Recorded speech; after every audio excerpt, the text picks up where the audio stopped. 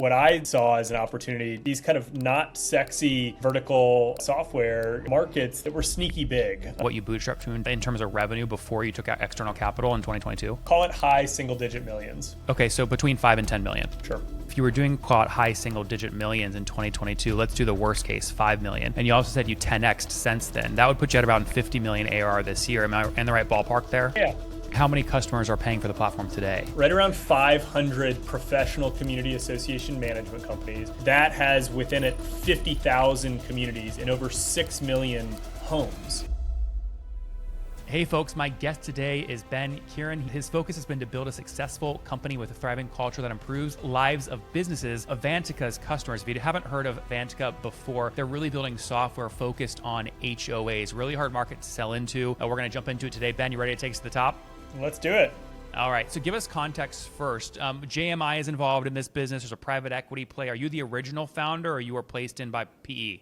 Neither of those things, which is fun. So I joined the team. My business partner is Dave Sawyer, who's the original founder of the business. I joined Dave and a couple of the founding kind of team members who were working in a services business that Dave owned. And kind of this is one of those stories of a vertical SaaS software company that was built out of the industry. So he owned a community association management company, think HOA management company.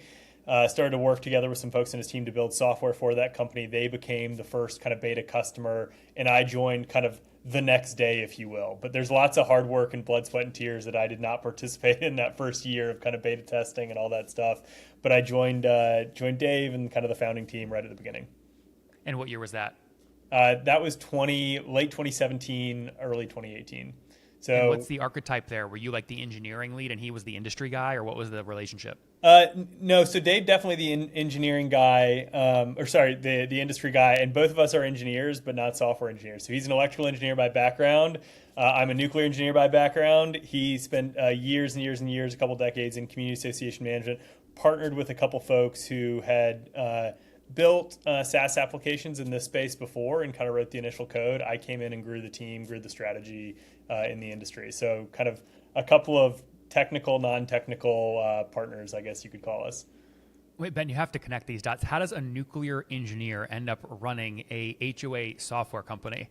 It's a great question. I guess there's no, I don't think there is any normal path to running an HOA software company because no one goes to school to kind of work in community association management or HOA management as it is. But my path, I went to the United States Naval Academy for my undergrad education, then ended up as a nuclear engineer and a submarine officer in the Navy. So spent time traveling all over the world, having big adventures, kind of doing that.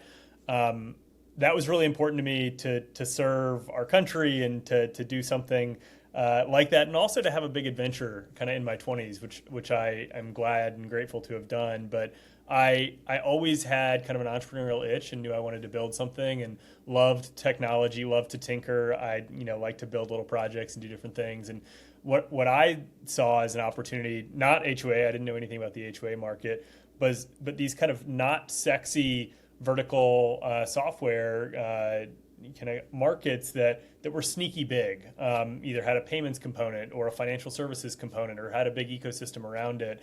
Started looking at things in pest control and otherwise, and just through kind of networking and talking to people working in these industries, someone actually introduced Dave Sawyer, who was working, of all things, on an HOA management software platform for his HOA management company, to me, and said, you guys should get together. You're talking about all the same things. I don't know what this HOA market is, but let's get after it.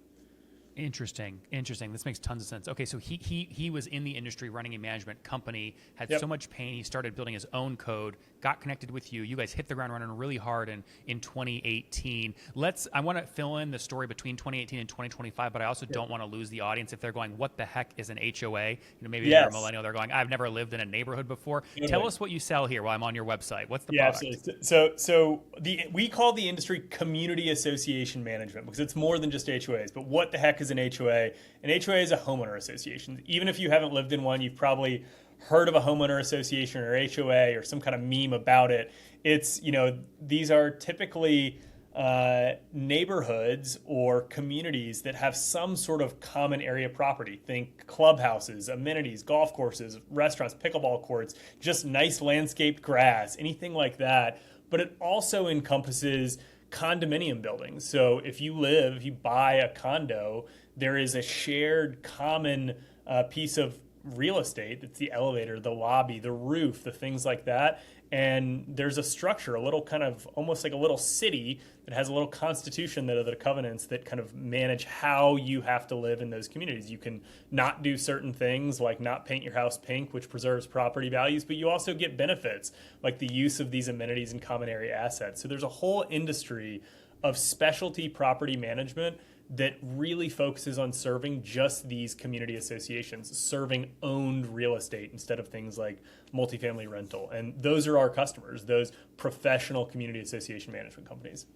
Interesting. And how many customers are paying for the platform today? Right around 500 professional community association management companies. That has within it 50,000 communities and over 6 million homes. Interesting. You just sort of broke it down. And 500 logos, 500, 50K communities, and then 5 million homes? 6 million homes. 6 million homes. Really? And okay, sorry, where are you selling into? Are you bottoms up selling to one homeowner, then you spread, or you're top down selling Top to the down. logo? Yeah, absolutely top down. And we even started kind of far up market, large management companies, and we've gone kind of further and further kind of across that segment as we go. So our first customers had 50,000 plus doors or homes that they would manage at a time. But we sell to the community association management company. Those folks, we become the general ledger system of record for them and for all the communities that they manage, as well as the system of work for all the work that gets done within that community, coordinating with vendors, collecting dues, paying invoices, reporting, as well as the system of engagement for them to provide a technology kind of front door for all of the homeowners and residents in the communities that they manage. Mm-hmm. Most smart software founders upsell against a utility metric. Usually it's maybe number of seats. In your case, you could upsell, I'm curious what you upsell against. Number of homes, number of communities, number of pickleball courts that are moving around. What's the thing you upsell against? Yeah, kind of the ultimate North Star metric is number of doors. I mean, we care a lot about the number of primary users. Early on, we thought about that a lot, the number of professionals working in Vantaca every day as community association managers.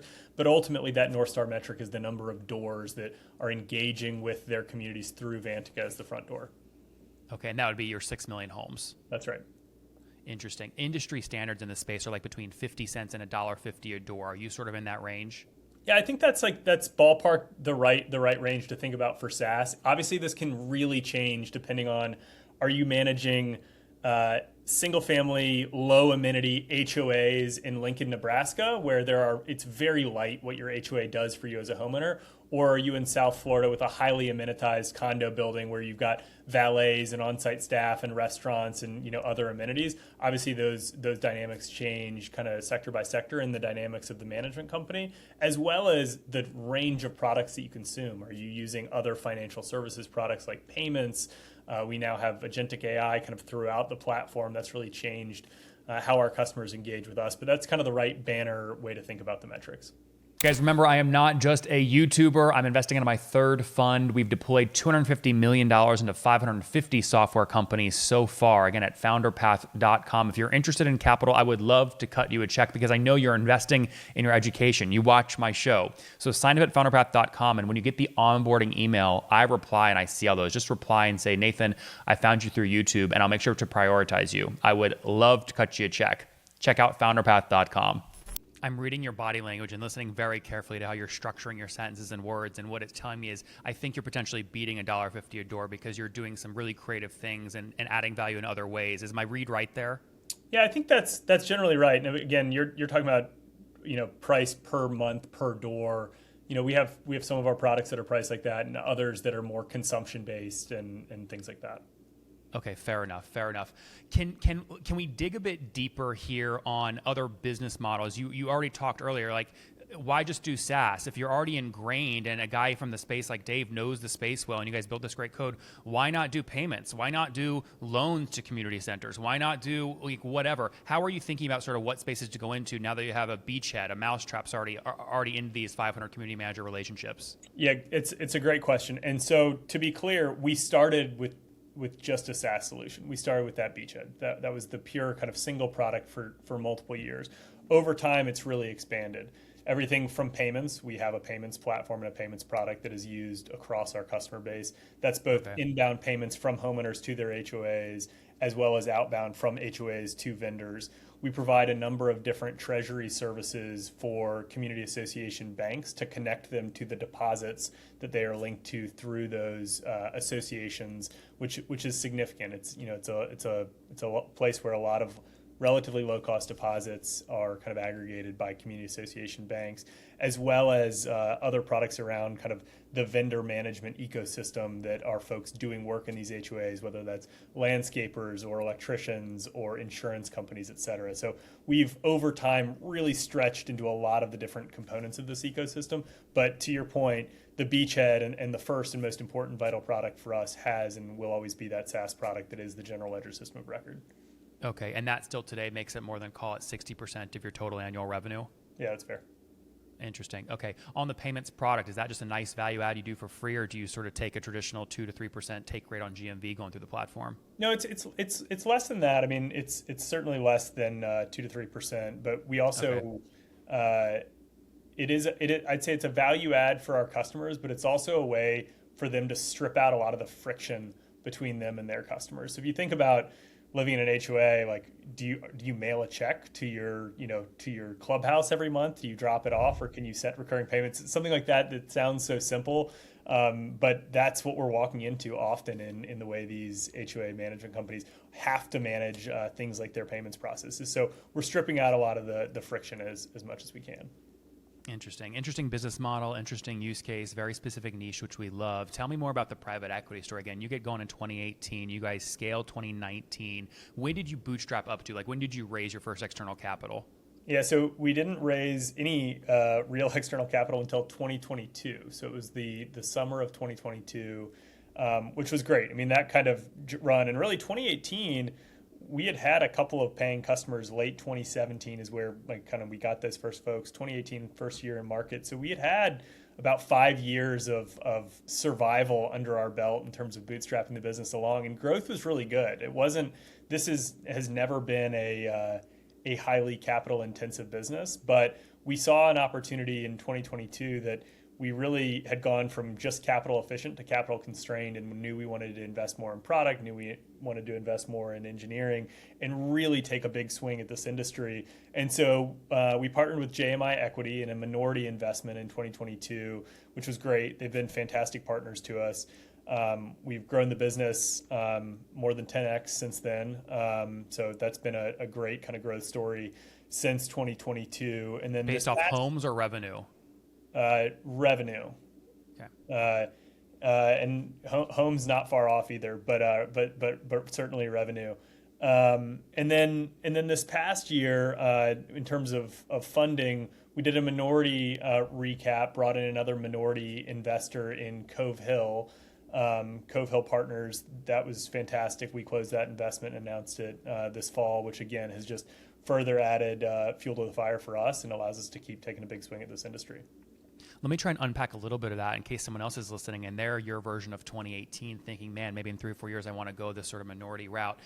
2017, you had a couple customers. Are you comfortable sharing sort of first year where you two are working together, 2018? What was total revenue that year? Do you remember? Yeah, I mean, very, very little. Think 2018 in the low 100,000s of revenue. Okay, and then do you remember the year you passed your first $1 million? It would have been the following year.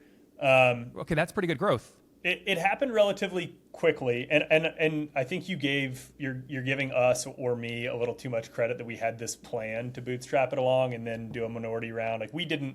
Neither Dave nor myself are in kind of the VC or PE kind of world from our background. So we didn't know what we didn't know. We just knew that we saw an industry, we saw a problem set, we knew this could be a really big opportunity. We knew if we just continued to do the work, we would be able to find these opportunities as they presented themselves. And so we really didn't have that perfect plan to do that. It ended up being the right thing to do, but we just continued to try to reinvest everything that the business could give us back into the business and go find our potential for growth and go find more customers. And we were lucky enough to develop a really outstanding reputation very quickly in the industry because we won some large, influential, and very successful customers who were able to post extremely great results on their side by using our software, and we were able to continue to kind of reinvest in the business that way.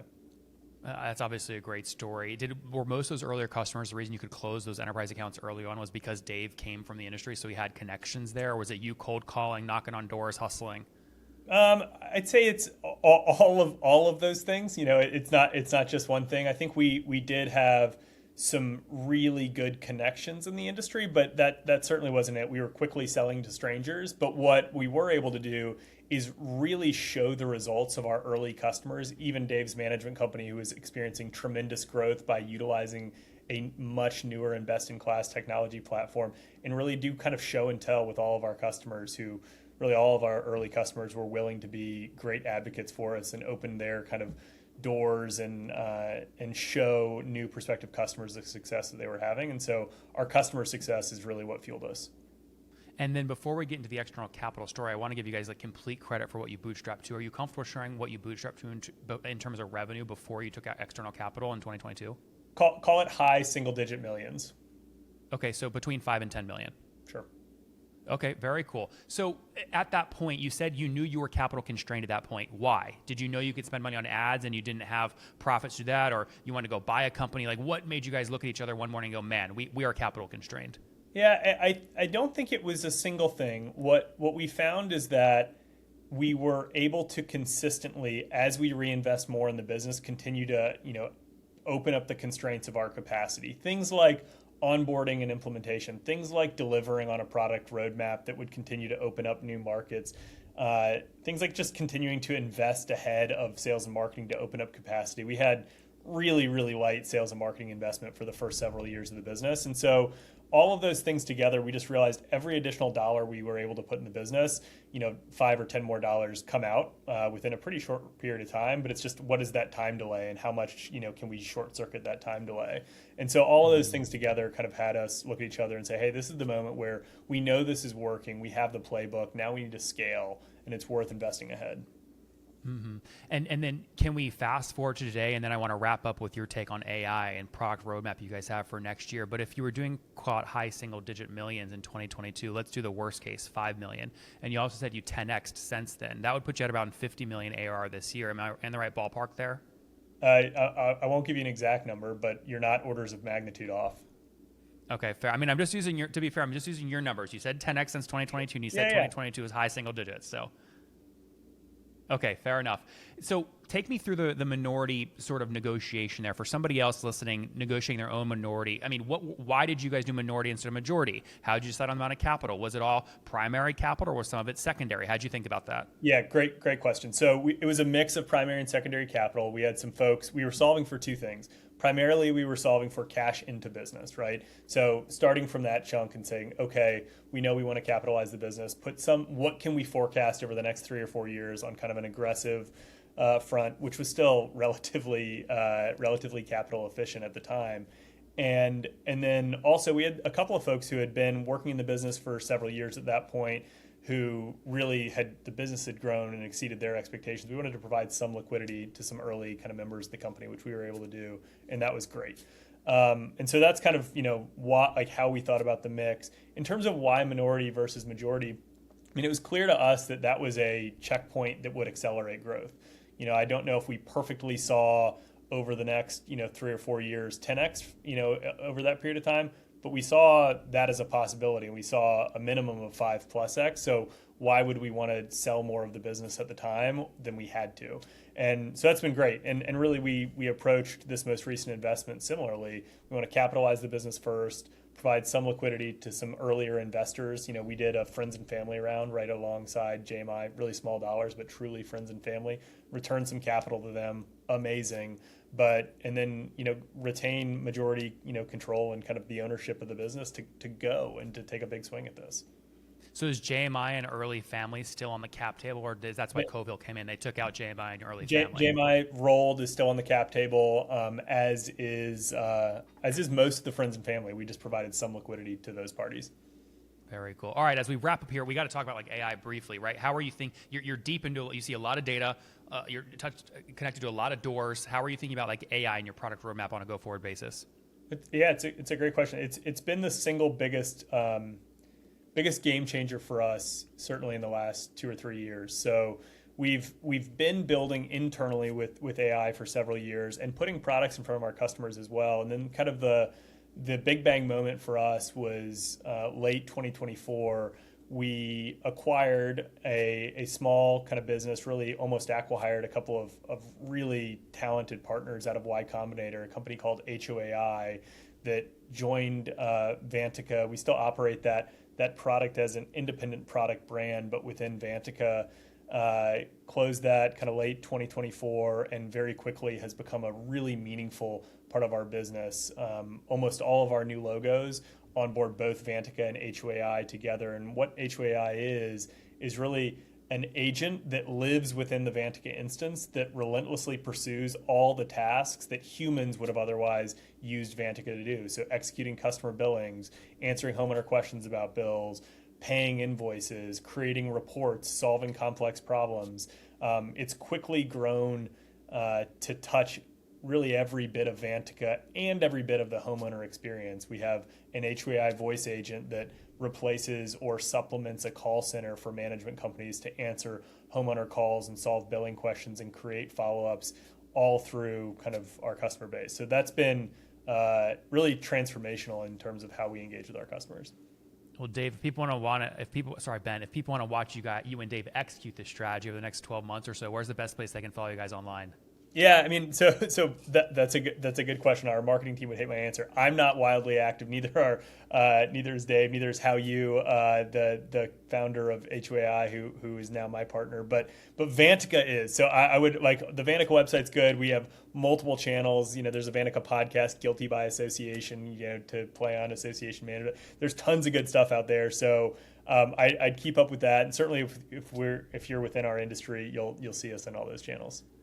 Guys, Ben's partner, Dave, had an HOA management company in 2017. He said, I got to fix all the inefficiencies. Let me build software. Ben said, let me join you in 2018. They hit the ground running, break about $300,000 of revenue in 2018, way more than double in 2019, up to about $1 million of revenue. Hit caught 5 to 10 million of revenue in 2022, totally bootstrap. Before they go, let's pour fuel on this fire. And they did with a minority investment from JNI, an acqui-hire of a YC company in 2024, now investing in growth. Call it north of 40, 50 million bucks of AR, somewhere in that range, right? But 500 community managers, 50,000 communities, 6 million homes, helping these communities run more efficiently with both software products, payment products, project management products, you name it, they're vertically integrated. Ben, thanks for taking us to the top. Thanks, Nathan. Appreciate it. You won't believe this CEO's revenue. Click here to watch the next episode right now.